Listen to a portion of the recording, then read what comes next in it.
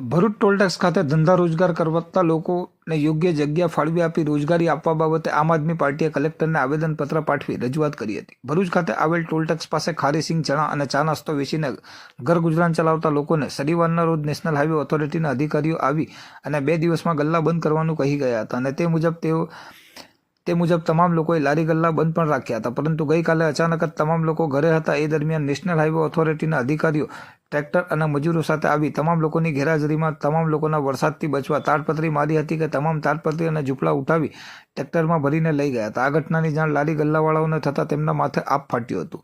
નજીવી રોજગારી મેળવીને પોતાનું ઘર પરિવારનું ગુજરાન ચલાવતા લોકો બેરોજગાર બની જવા પામ્યા હતા. જે બાબતની રજૂઆત આજરોજ આમ આદમી પાર્ટીના માર્ગદર્શન હેઠળ લારી ગલ્લા ધારકો દ્વારા ભરૂચ કલેક્ટરને કરવામાં આવી હતી અને માંગ કરવામાં આવી હતી કે ટોલ ટેક્સની બાજુમાં કોઈક વૈકલ્પિક જગ્યા આપી લારી ગલ્લા ધરાવનાર લોકોને રોજગારી પૂરી થઈ શકે, જેથી તેમનું જીવન નિર્વાહ કરવામાં મુશ્કેલી ન પડે તેવી માંગ કરી હતી.